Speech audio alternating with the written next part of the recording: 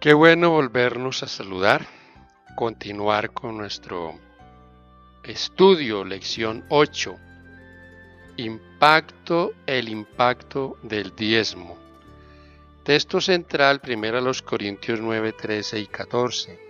¿No sabéis que los que trabajan en las cosas sagradas comen del templo y que los que sirven al altar del altar participan? Así también ordenó el Señor a los que anuncian el Evangelio que vivan del Evangelio.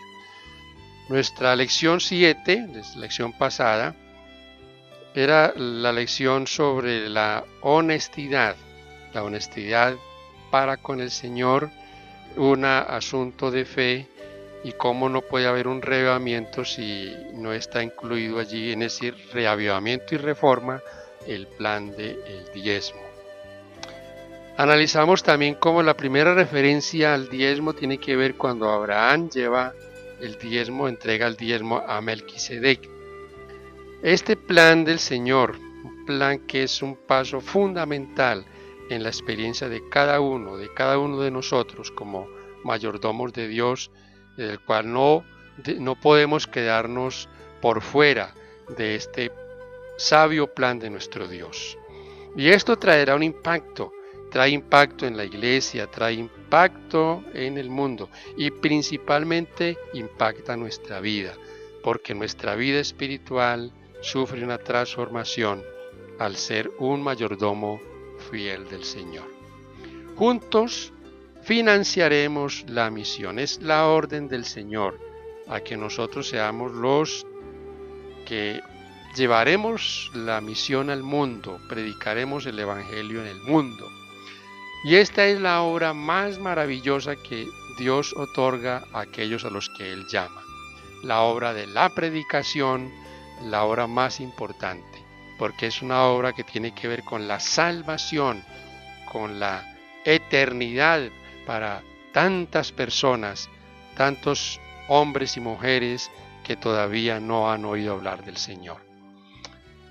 ¿Qué quiso decir el Señor cuando en Malaquías 3:10 habla de haya alimento en mi casa? Que haya alimento en mi casa, haya predicación, es lo que el Señor está pidiendo allí. Trae todos los diezmos al alfolí y haya alimento, haya predicación, haya predicadores, haya palabra, porque para eso el Señor no solo ideó el plan del diezmo, un templo, una iglesia, una congregación que se reúne y no puede ser alimentada porque no hay alimento, no hay quien la instruya, no hay quien la capacite, quien la lleve al conocimiento del Señor. Es una iglesia entonces que no va a sobrevivir. La iglesia necesita ser alimentada y el Señor ha llamado a sus obreros para que la alimenten. ¿Cómo fuera de diferente la predicación hoy, la vida de la iglesia, si cada uno fuésemos fieles al Señor? ¿Cómo avanzaría la obra? Habrían más instituciones educativas, habrían muchos más obreros, donde hoy hay uno, habrían muchos más, pero la obra se detiene porque, como vimos en la lección pasada, hay infidelidad y deshonestidad en el pueblo de Dios. Muchos no tienen un sistema de diezmo, un diezmo sistemático. Algunos diezman cada vez que están de buen humor o el pastor les cayó bien. Y esto no es lo que Dios desea. Dios desea que seamos ordenados, que no seamos descuidados, que todos, pastores y laicos, todos seamos ordenados y nos sumemos esfuerzos para adelantar esta obra que tenemos por hacer, que en otras palabras es una obra muy grande, es una obra de una magnitud que a nosotros a veces no alcanzamos a entender. Los millones y millones que todavía necesitan escuchar el mensaje de salvación, oír esta palabra bendita, que hay un Dios en los cielos y que el Señor nos ha dado ese cometido a nosotros de llevar a los que perecen sin Cristo la predicación, que hay un Dios en los cielos, que hay una santa ley de Dios que debemos exaltar y que el Señor espera un día que nosotros a uno de ellos. Las bendiciones del Señor.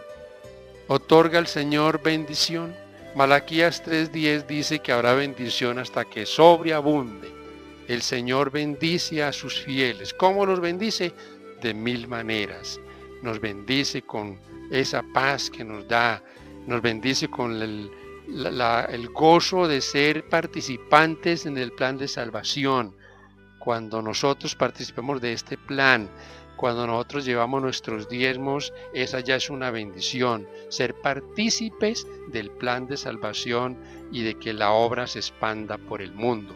Nos da felicidad, nos concede el alimento, todo lo que nosotros necesitamos, todas sus bendiciones, y quiero decirles, somos afortunados de ser esos bendecidos del Señor.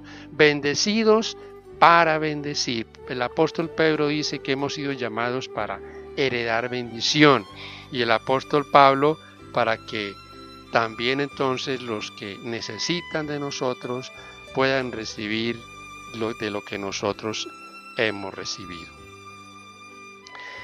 En el libro Testimonios para la Iglesia hay el siguiente pensamiento: la mayor bendición que el diezmo nos imparte es confiar en Dios.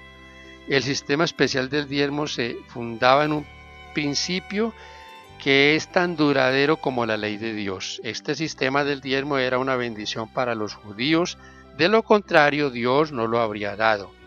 Así también será una bendición para los que lo practican hasta el fin del tiempo.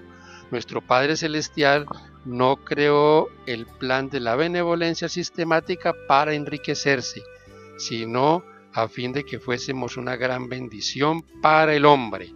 Vio que este sistema de benevolencia era precisamente lo que el hombre necesitaba, lo que necesitamos, porque hemos hablado del egoísmo, de la fea mancha del egoísmo que está en cada ser humano, de la cual el Señor no se agrada y quiere que nosotros nos limpiemos. Y cuando cumplimos con este ministerio, estamos permitiendo que seamos partícipes también de que el egoísmo salga de mi vida. El propósito del diezmo. ¿Para qué el diezmo?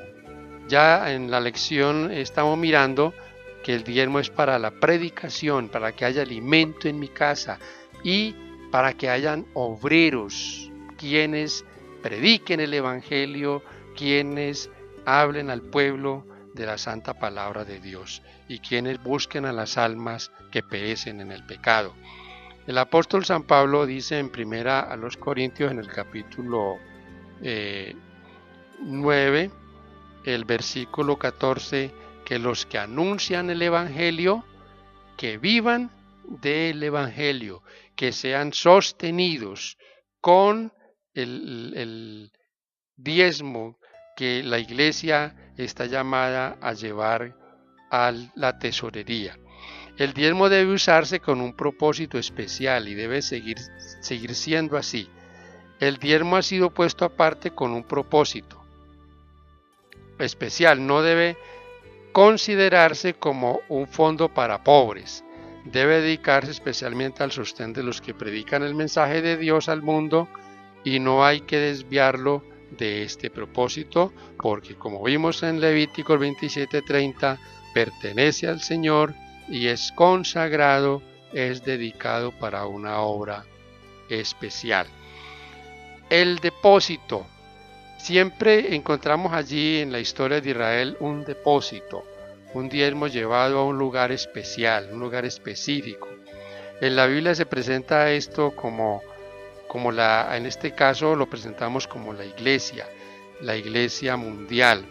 Si alguna cosa a mí me ha maravillado siempre es cómo la iglesia está tan bien organizada y este plan ha sido tan bien organizado gracias al Señor.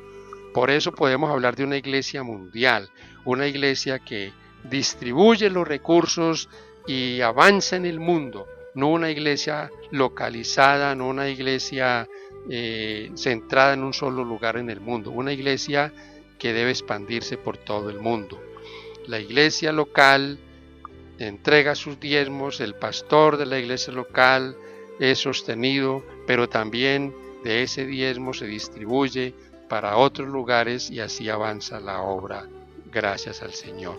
Si todo profeso cristiano fuese fiel al Señor en traer sus diezmos y ofrenda, su tesorería tendría recursos, no habría que recurrir a cosas fuera de lo que debe ser, no tendría la iglesia que recurrir a exposiciones, a venta de cosas o a hacer lo que hoy se hace.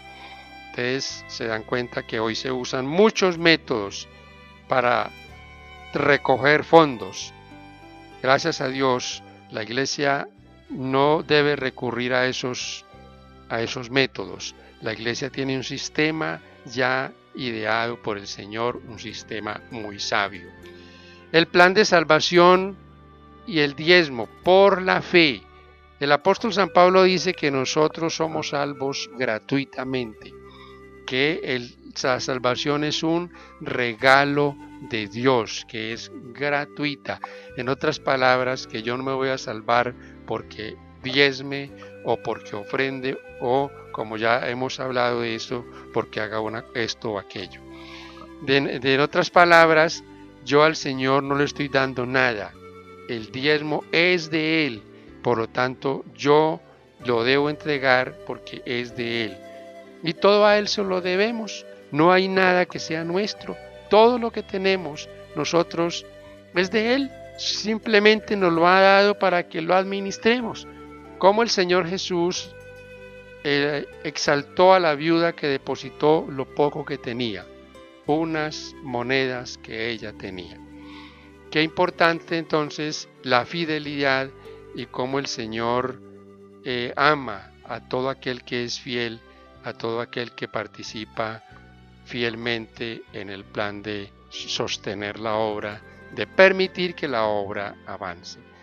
Todo es bendición del Señor. No podemos olvidar todo lo que tenemos, todo lo que nos da, que nos otorga bendición cada día. Por eso el plan de Dios en diezmar, como decíamos, no es que yo diezmo por allá cada que se me antoja, no. Es un plan sistemático, como el Señor da sus bendiciones a diario. Nosotros le reconocemos cuando traemos también lo que a Él le pertenece. Quiero terminar haciendo referencia al asunto de la viuda.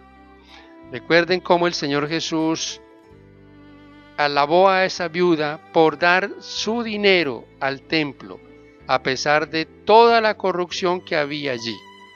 Y podríamos decir que no hay corrupción hoy. Sería como tapar el sol con la mano. Por supuesto que hay corrupción. Pero esa es una excusa del Hijo de Dios para no cumplir con la parte que el Señor le ha pedido.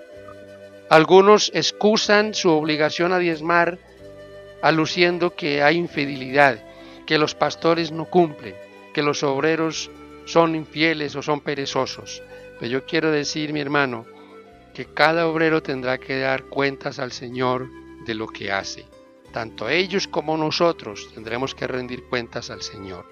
Que hay obreros que solo les interesa su salario y solo les interesa todos los beneficios que otorga la obra, claro que sí. Pero también quiero decir que muchos obreros buenos han habido y hay en la obra, bendito y alabado sea el Señor. Hombres que aman la iglesia, aman al Señor, que cuidan del rebaño, que van de un lado para otro llevando el mensaje, buscando los perdidos, aconsejando, sirviendo al Señor. Dios bendiga a esos hombres.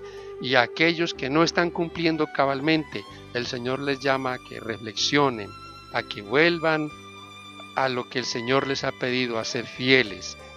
Y todos unidos llevar adelante esta obra. Pero mi hermano, no podemos excusarnos de nuestra fidelidad. Yo quiero terminar diciendo, cada vez que depositamos nuestro diezmo, la bendición es para ti y para mí. Si el obrero que está siendo pagado, el obrero que tiene un salario no es fiel, ese tendrá que darle cuentas al Señor. Pero yo no voy a perder mi bendición excusando mi responsabilidad porque otro no cumple. Bendito y alabado el Señor que lo podamos hacer así. y que el Señor sea el que juzgue su pueblo y el que finalmente lo va a juzgar. Que Dios nos ayude a ser fieles siempre por encima de todo, porque su obra debe avanzar. Y si todos nos comprometemos en cumplir con lo que el Señor nos ha pedido, entonces la obra avanzará y veremos venir pronto a nuestro Señor en gloria. Que Dios nos ayude, que Dios nos sostenga siempre firmes, es mi deseo. Amén.